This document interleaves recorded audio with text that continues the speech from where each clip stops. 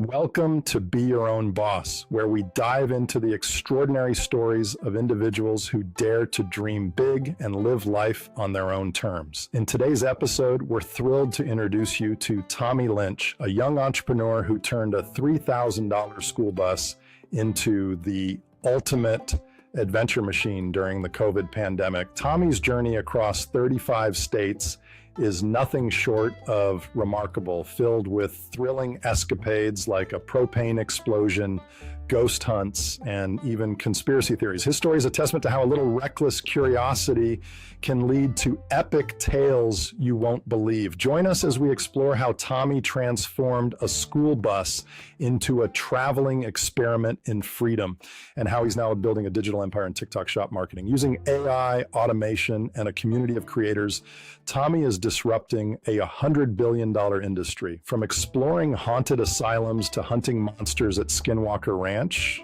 his adventures prove that pushing boundaries and chasing the unusual can pay off in big ways. And this episode isn't just about adventures. It's about turning passion into profit and dreaming big enough to start your own retreat center. Whether you're craving, tales of the supernatural, want to, hack social media, or just need a push to live fearlessly, Tommy's journey shows that, your next big leap could be just a reckless road trip away. Ready to create your own wild story? Hit play and buckle up. Perfect for thrill seekers, entrepreneurs, and anyone with a curiosity for the extraordinary. Warning, may inspire impulsive decisions and yearnings for adventure.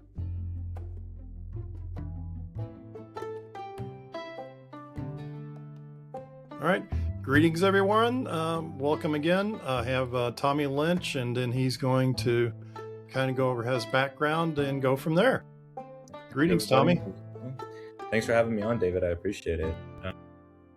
So I guess to give everyone a little bit about my background, I graduated high school during COVID. And during COVID, when I was in high school, a friend and I, we were sitting around bored, decided to buy a school bus, because school buses are actually really cheap for an old school bus. So we spent $3,000. We both worked at a local grocery store, saved up some money, spent $3,000 on a school bus. Tried to turn that into a party bus business, where I would be basically taking people on trips to wineries and bachelorette parties, that kind of thing. I was too young to get insured, so it turns out no one wants to insure a 19-year-old with a party bus. So I ended up moving onto the school bus by myself, and I traveled around the country, hit like 35 states. I have endless stories from that. And while I was doing that is when I got into my business, which is what I do now, which is TikTok shop marketing. Got it. Well, what's going back to where did you grow up at? I mean, what was your experience growing up, and then what decided on the bus? What your friend decided on doing that? What drove you? As they say. Grew up in Alexandria, Virginia, Okay. just outside of DC. And I was always like very kind of free spirited, I guess. I started my first business when I was 15. I was making pallet furniture, so taking apart shipping pallets, and I would sell it at the local farmers market. And so I sort of had this mindset where I could just I can do anything, right? And the decision to do the bus, it happened one night. Again, it was over COVID, and my friend who lived 2 doors down from me, we actually lived nearby a middle school. So we were just fooling around in the middle school parking lot. We realized that you could like open the engine compartments to these school buses, which we thought was weird. And we were like, dang, like, what if we were to like steal one of these engines, and just like joking around, like, how much can you sell a school bus engine for? Realized they're actually, pretty cheap. And so, decided not to steal a school bus engine. And we looked into it. And we go on to all these different websites, and we realize like, okay, like there's school buses being sold for just a couple grand. And from that moment forward, the gears started to turn, and like, okay, we could actually pull this off, buy a school bus, and that could be the spot that we hang out at instead of our parents' house. Right. Wherever you can park it, basically, right? Yeah, yeah, And buy the exactly. gas for it. So what was your travel experience? What was the quote unquote destination Yeah. for taking the bus? So I started with the goal to hit every state. I wanted to spend the night in every single state. And so left Virginia, spent a night up in Maryland, went kayaking in a ship graveyard where there was like over 100 sunken ships. From there, spent a couple days in Delaware with family, and I just sort of kept moving up. Um, Spent time in New Jersey, New York, Maine. Spent some time up in Maine and did Acadia National Park. The whole time I had my motorcycle on the back of the bus too, so I dropped the motorcycle down and ride around the national parks, and then slowly sort of made my way across the country. Went through the Midwest. Um, it was By the time I made it into Montana, I think it was in November, and it was freezing cold. At one point, my propane heater, um, it had gotten sort of. I had a propane stovetop cooking some rice, and that flame was going, and it was it was probably like 20 degrees outside, and so I start screwing in the propane tank into the space heater, and because there was some condensation, it started hissing propane. And so I'm standing there in this cloud of propane. It ignites on the stovetop, and I'm just engulfed in this giant explosion. Burnt some of my hair, all that kind of stuff. Luckily, I was pretty much unscathed. Wow. And then I kept Lucky. going. So that was a fun time in Montana. Made it to the coast of the West Coast. Spent some time in Seattle at an RV park. Also spent some time in Oregon at an RV park with a hot tub. After the propane explosion, I was like, I need to chill. So did that. And then I made my way down the Golden Coast into California. Ended up spending 6 months in LA with a friend of mine. So I paid to park the bus at an RV storage spot. Got an apartment with my friend who was becoming a YouTuber at the time, and lived there. That's when I really got started with the more of like the TikTok shop stuff as well. And then I made my way across. I did a bunch of trips in California while I was there as well. Did Yosemite, um, did the Alabama Hills. If you've ever heard of that, it's where they film a lot of the cowboy movies, stuff like that. Did Lake Isabella. Um, then I made my way across. Picked up a crazy hitchhiker. He was too crazy. Had to let him go in Vegas, and then I made my way, just through Utah. Lots of public land out there that I was able to park on and hang out there. And eventually, I made it back here to Virginia. Any other places? Did you go through Texas? Did you No, I hit did all not. your 48 states that you're trying to go for, or what? I didn't hit them all. I've still got some trips left to do. But I missed Texas, Oklahoma, Alabama, Louisiana, um, Georgia, a lot of the southern states. I was like, well, it was hot. I was traveling back in the summer, and I was like, I don't feel like being in the 95-degree humidity in the South. Right. So Uh, what made you stay in LA for 6 months? Besides what was the draw for the social media? What made you get into that?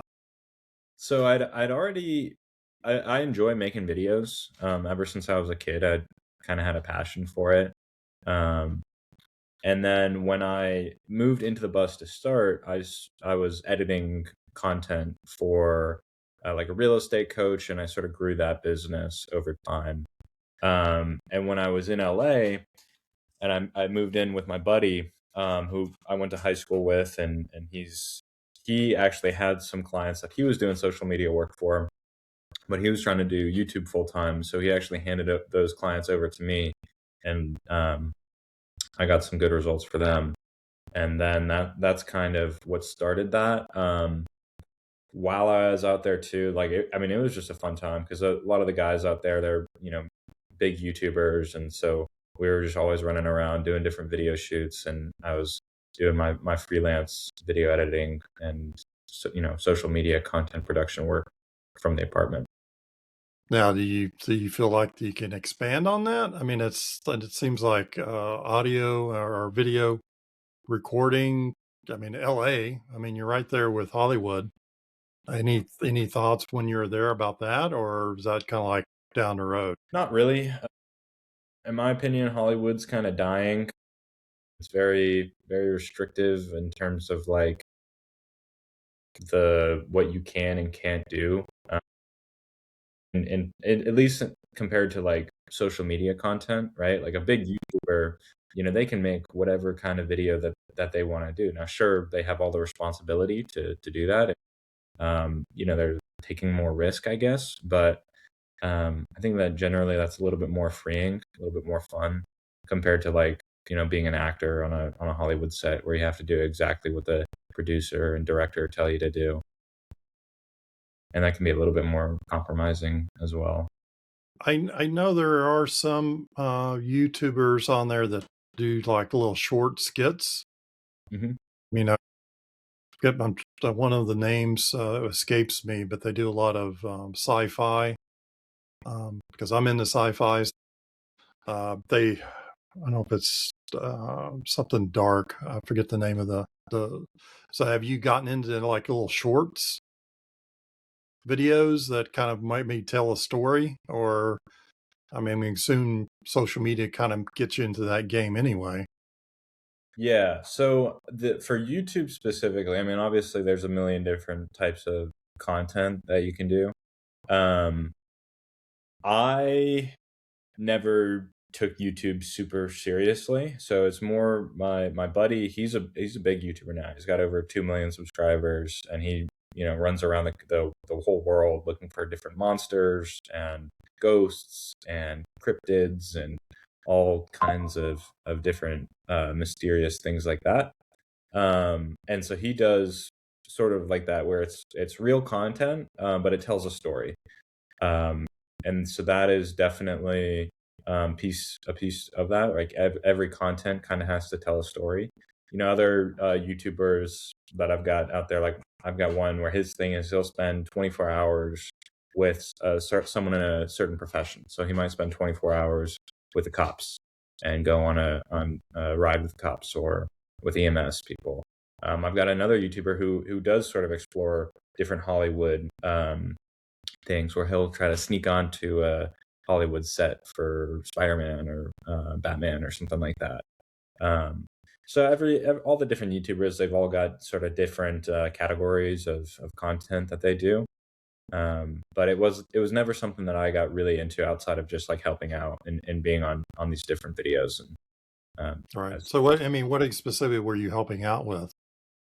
sometimes I would just be the cameraman. Other times I would just be there for the video to sort of be a character, I guess. I might like one time for one of my buddy Gavin's videos, we were exploring Area 51, and so I took the bus out. We drove out to Area 51 into Nevada, and we did that. And so we looked for aliens, went on this big hike, and just kind of being a hand to help out. Another video shoot with my friend Ellie, her channel is Ellie Marie TV.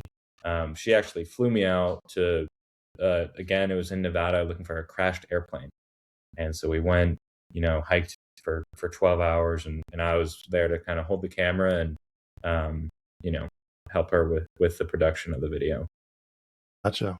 I mean, what is your current plans to expand that? I mean, I think we crossed paths with Deroni, so I know you were doing some advertising videos for them. Or marketing. I guess it's more marketing than anything else. What is your long-term plans?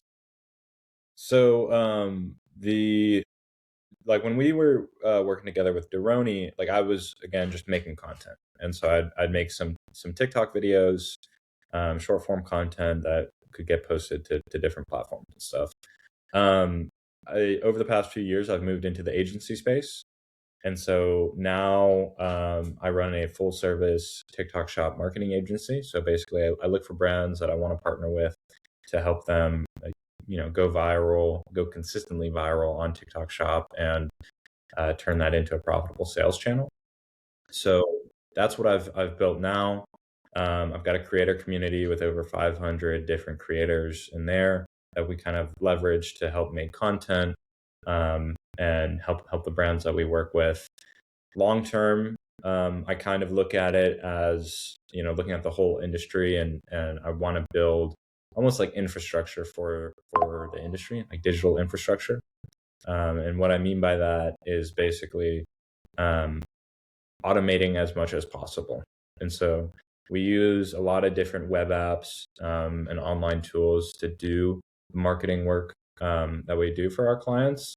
But even that could be automated to a certain degree where, client comes in, we understand the brand, all of that, and we can automate things like creating promotions or creating product images, or even setting up different automations can be automated. Automating the automations is what I'm working on now. Are you getting into the AI systems and seeing how that can help out editing and marketing as well?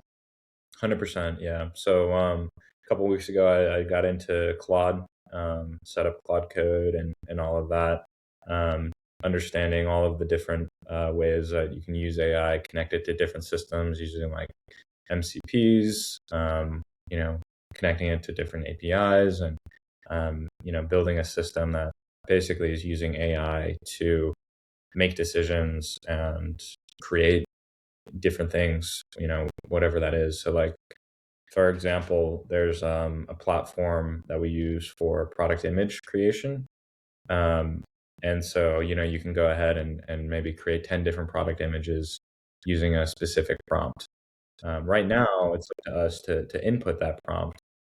But at a certain point, using these AI systems, we can actually have one centralized sort of intelligence that understands the brand, prompt the AI to create the product images, and even edit the product listings and that kind of thing. Automatically, you mean? All you have to do is just prompt it, and then it goes off and Yeah, schedules it. I mean, yeah, it schedules the prompts or schedules the postings. yeah. And so in the future, what this is, especially like with TikTok Shop, what it's becoming more and more is, automating everything. And so at a certain point, you'll be able to, upload some brand assets and say, hey, this is the brand.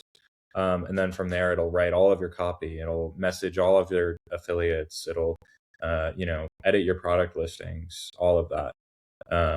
And so we're moving more and more into that space. And I'm, building the digital infrastructure to help us get there.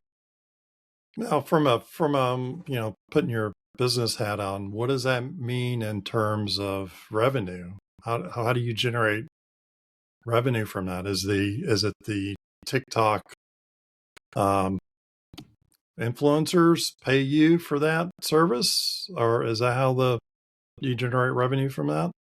So it's more the brands. So the TikTok Shop brands will um, pay to work with us as a partner.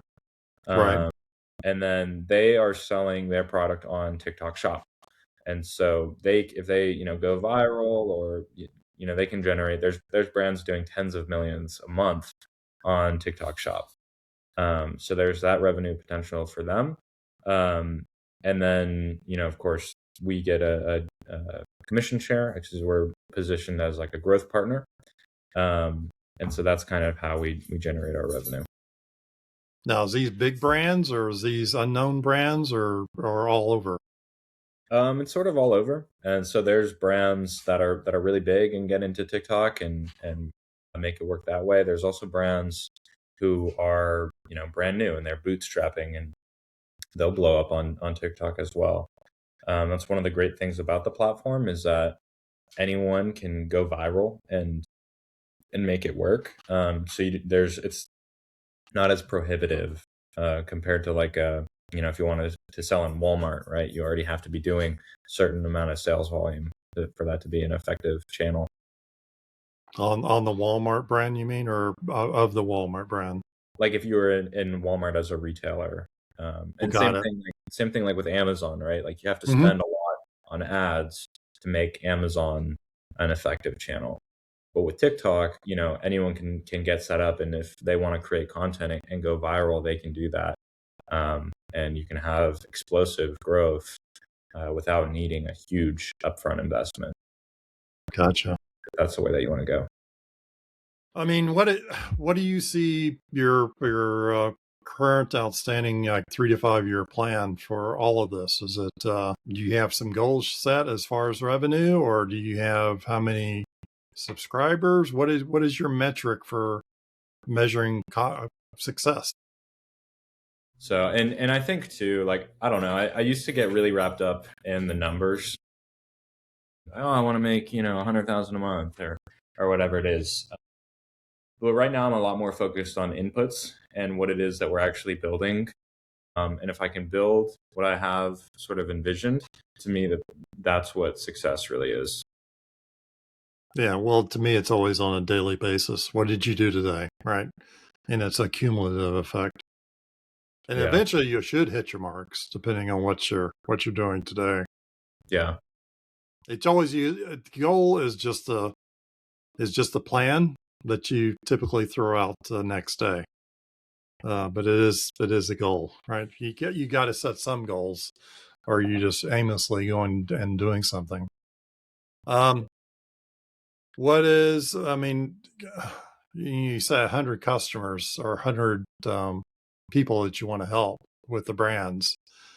Is that so many or so many per brand that you want to be able to dollarize and get to that million? Or I mean, you could have 200 and still get to the same mark.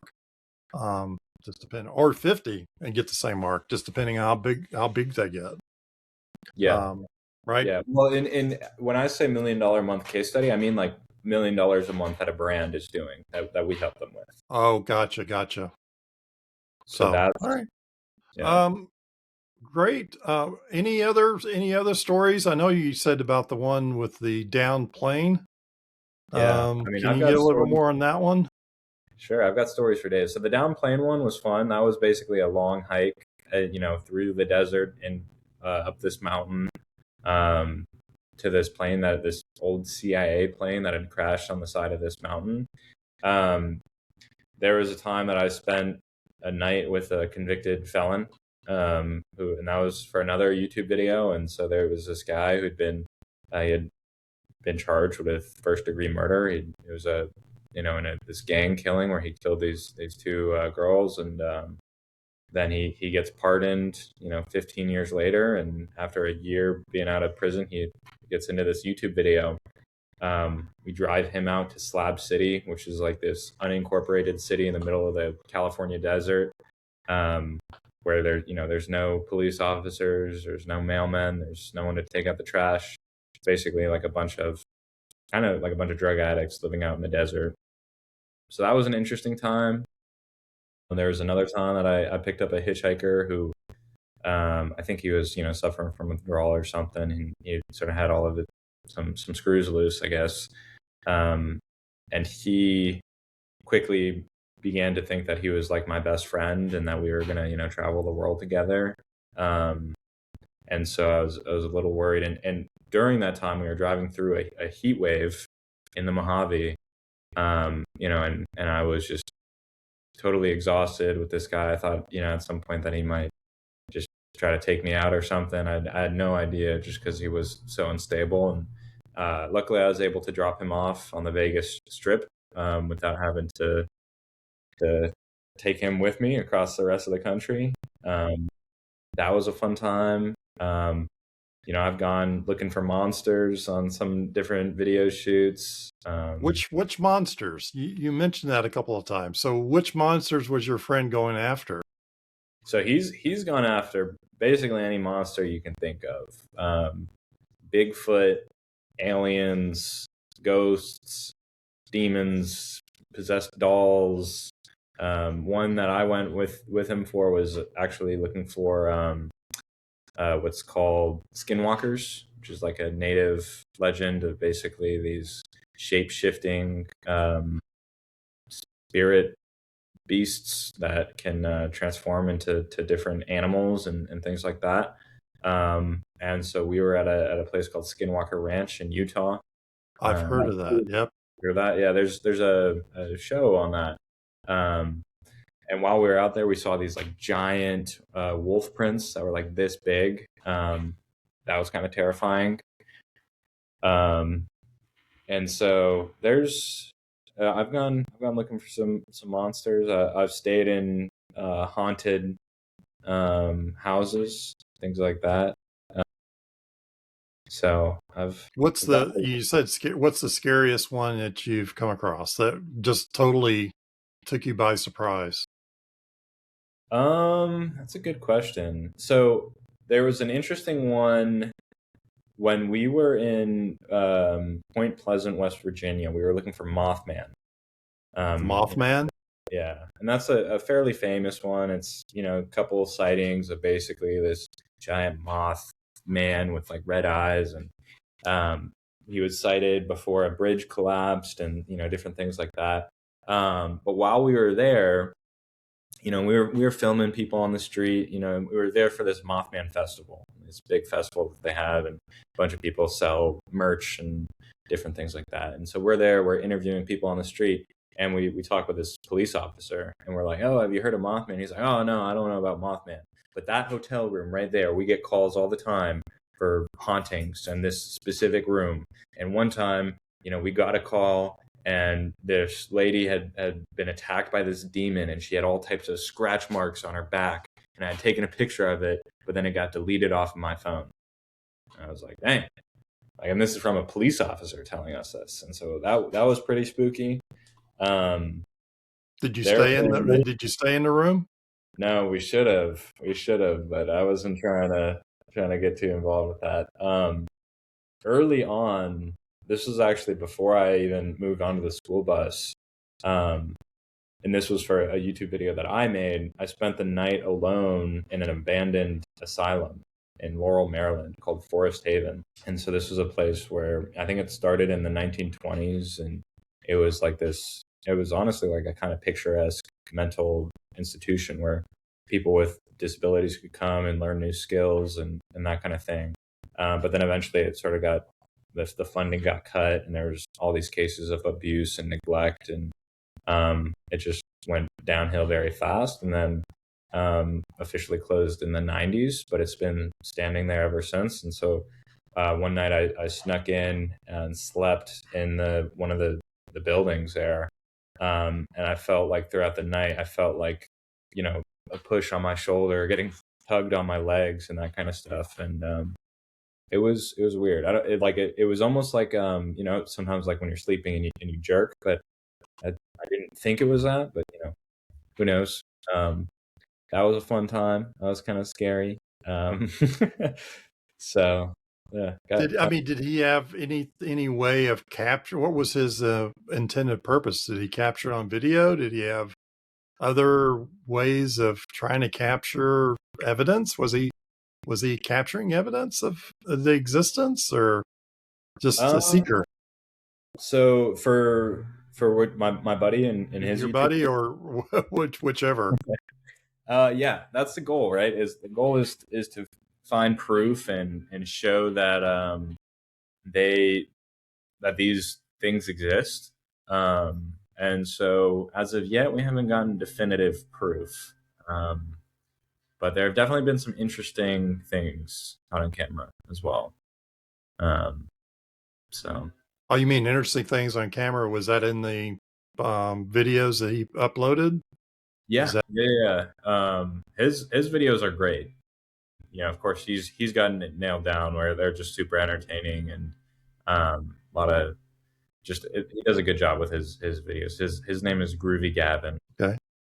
Well, interesting. Well, kind of wrap this up. What does the future hold for Tommy? Besides revenue and stuff, what what do you want to do besides, go to the rest of the states you missed? Is there any other lofty goals that you want to So accomplish? I want to start a retreat center.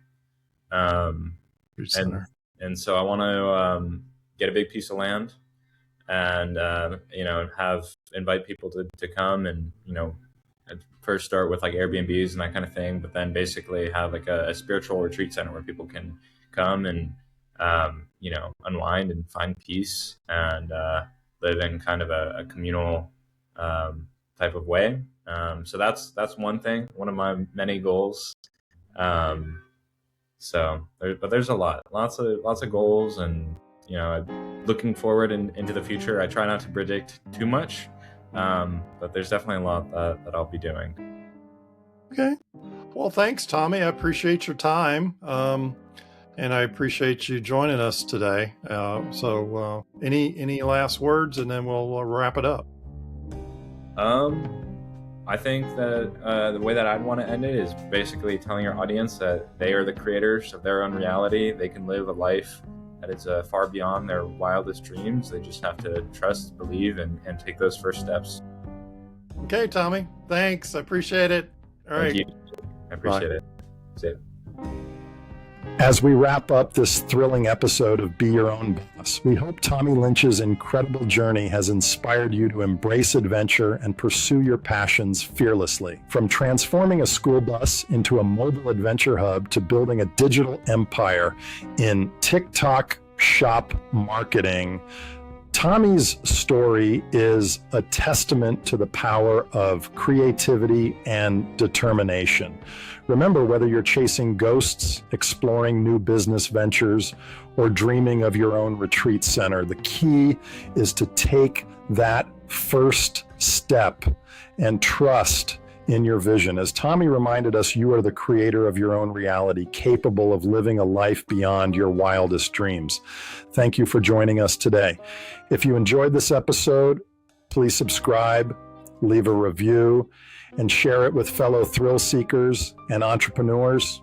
Stay tuned for more inspiring stories and insights on Be Your Own Boss. Until next time, keep dreaming big and living boldly. Goodbye.